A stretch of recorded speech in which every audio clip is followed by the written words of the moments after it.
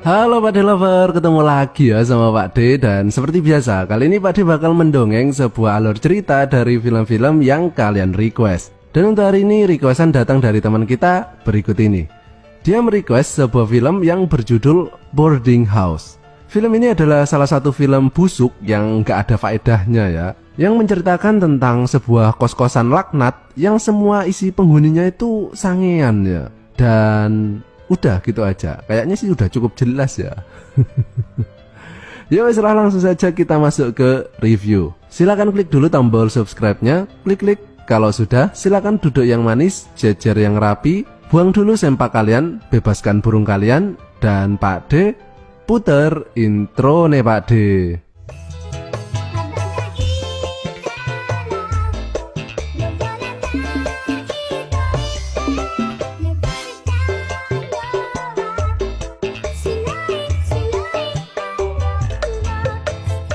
この番組はご覧のスポンサーの提供でお送りします。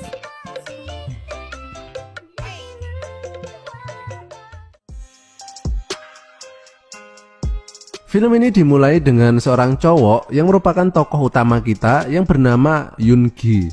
Dia ini adalah mahasiswa baru yang kini sedang mencari kos-kosan di kota ini. Dan ketika dia nyampe di kosan, dia kemudian memanggil-manggil makhluk penunggu kos tersebut. Kula nuwun, Assalamualaikum. Tapi nggak ada yang menjawab. Kemudian terdengar suara celepak-celepok, celepak-celepok, celepak-celepok. Suara apaan tuh? Yoon Gi ini penasaran dong. Akhirnya dia nyoba tengok ke dalam rumah. Dan ternyata itu tadi adalah suara ibu kos yang bernama Sun Ram yang sedang bercocok tanam dengan salah satu anak kosnya yang bernama Han Min. Yoon Gi kemudian mundur dan dengan memajang tampang polosnya, dia sekali lagi mencoba memanggil lebih keras. Dan muncullah ibu kos yang kini sudah selesai senam maju mundur. Sun Ram kemudian mempersilahkan Yoon Gi untuk masuk, dan di sini Yoon Gi mengutarakan maksudnya untuk ngekos di tempat ini selama kuliah. Sun Ram pun menerima Yoon Gi, ya lumayan lah dapat target baru, pikirnya. Dia kemudian mengantar Yoon Gi ke kamarnya, dan Yoon Gi pun langsung beristirahat karena kecapean. Tapi muncul Han Min yang mengajaknya makan sambil kenalan ya, kan sesama penghuni kos toh. Tiba-tiba muncul cewek cakep, dan dia ini adalah anak ibu kos yang bernama Gun Suk. Dan film pun dimulai. Kos-kosan celepak-celepok. Keesokan harinya, Sun Ram masuk ke kamar untuk membangunkan Yoon Gi. Ya, meskipun di sini udah terlihat ada yang bangun ya. Sun Ram tentunya penasaran dong. Ini apaan ya? Mau dipegang takutnya bukan stang, mau dikocok takutnya bukan botol arisan. Kan repot ya.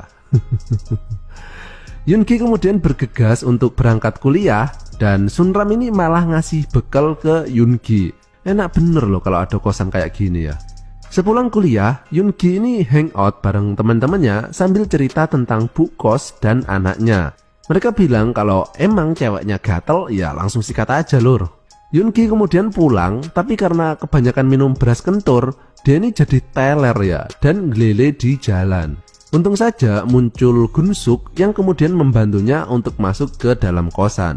Dan ketika Yoon Gi ini udah terjatuh di kasur, Gun Suk dengan cepat mau membuka baju Yoon Gi untuk melaksanakan prosesi pengencrotan. Tapi Yoon Gi ini nggak mau loh. Dan dengan perasaan kecewa, Gun Suk pergi dari kamar Yoon Gi. Nah, pada poin ini cuma satu hal yang ada di pikiran Pak D. Kok yang nggak Pak D yang ditawarin kayak gitu? Paginya pas Yoon Gi lagi sikat gigi, dia melihat Gun Suk yang sedang cuci muka dan pakai pakaian yang seksi banget. Otomatis antena bawah langsung menangkap sinyal yang cukup kuat untuk bangun. Yoon Gi pun segera masuk ke dalam kamar untuk bersiap-siap berangkat kuliah. Tiba-tiba bu kos malah masuk kamar dan ngelihat antenanya yang lagi tegang. Karena malu, Yoon Gi segera pergi kuliah dan terlihat bu kos yang senyum-senyum melihatnya. Malamnya pas Yoon Gi sedang mencari aqua karena haus, dia nggak sengaja mendengar suara desahan sayu yang melambai-lambai di tengah heningnya malam. Penasaran, Yoon Gi kemudian mencoba mencari sumber suara tersebut, yang ternyata berasal dari bu kos yang sedang mengobok-ngobok kantong ajaibnya. Nggak tahu nyari apaan, kayaknya sih kacang. Karena nggak kuat melihat pemandangan tersebut, akhirnya Yoongi masuk ke dalam kamar dan mulai mengamplas batangnya. Keesokan harinya, pas Yoongi berangkat kuliah, tiba-tiba muncul Gunsuk yang langsung nempel, kayak cecak yo. Di sini kelihatan ya kalau Gunsuk ini ada rasa ke Yoongi. Dan Yoongi pun nggak jadi kuliah dan malah pergi kencan dengan Gunsuk yang kebetulan hari ini adalah hari ulang tahunnya. Sepulangnya di depan kos-kosan terlihat sosok cewek yang berdiri dan itu ternyata adalah pacar Yoongi dari desa yang bernama Mila. Dan Gunsuk ini terlihat agak kecewa ya karena tahu kalau Yoongi ini udah punya pacar. Yoongi pun mengajak masuk Mila dan memperkenalkannya ke ibu kos. Tapi Sunram ini nggak terlalu senang dengan keberadaan Mila di tempat ini. Dan ketika Yoongi mengajak Mila masuk ke dalam kamar untuk melepas rindu, tiba-tiba Sunram masuk dan mengatakan agar Mila tidur bareng dengannya saja. Karena nggak baik ya kalau cowok dan cewek dalam satu kamar. Berbahaya katanya. Tapi ketika Sunram sudah tertidur, Mila malah diam-diam menyelinap masuk ke dalam kamar Yoongi untuk melakukan penggenjotan. Dan hal itu diketahui oleh Gunsuk yang membuatnya semakin merasa pesimis untuk mendapatkan hati Yoongi. Keesokan harinya ketika Mila tengah mencuci muka, kemudian muncul Hanmin yang memperkenalkan diri sebagai teman Yoongi. Dan di sini ia nyantai bener ya, ngajak Mila jalan-jalan di hadapan Yoongi. Dan Yoongi ini malah diem aja loh. Oh alah, wong lanang opo kowe iki lele. Wong pacare diajak wong kok malah menengai. Akhirnya Hanmin dan Mila ini pun jalan-jalan ke kota ya, melihat ramainya orang-orang yang nggak pakai masker padahal lagi pandemi. Dan ketika mereka istirahat di tempat yang sepi, tangan Hanmin ini dengan ganas bergentayangan mencoba mencari letak kantong ajaib milik Mila. Namun Mila di sini marah ya dan bilang bahwa dia bukan cewek murahan. Mila langsung menendang kantong menyan Hanmin dan segera pergi dari tempat tersebut. Akhirnya Mila berpikir bahwa tempat ini nggak cocok dengannya dan Mila memutuskan untuk segera pulang ke kampung saja. Yoongi yang mengetahuinya kemudian berusaha mengejar Mila tapi sudah terlambat ya karena Mila udah naik sepur.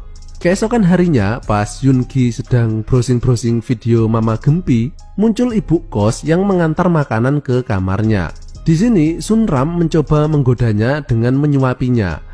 Dan karena Yoongi ini udah terpengaruh video Shure yang katanya mirip artis tersebut, akhirnya Yoongi dan ibu kos pun bertarung. Namun akibat kejadian beberapa hari ini, mulai dari pacarnya dan lain-lain, Yoongi ini mulai berubah menjadi pribadi yang lebih kasar ya. Dia ini sering banget memaksakan kehendaknya baik kepada Sunram maupun kepada Gunsuk.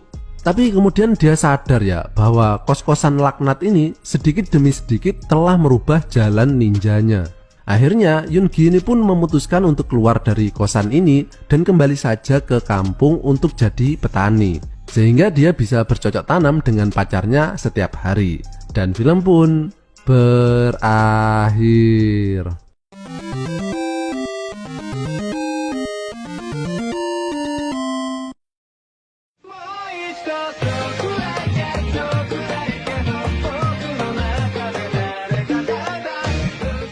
Seperti yang Pak D bilang ya bahwa film ini adalah film busuk. Jadi nggak ada pelajaran yang bisa kita petik dari film ini ya.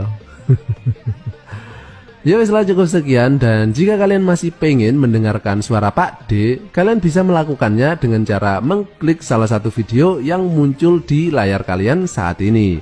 Oke wes, terima kasih dan sampai jumpa di tongkrongan selanjutnya. Masih bersama Pak D. Bye bye.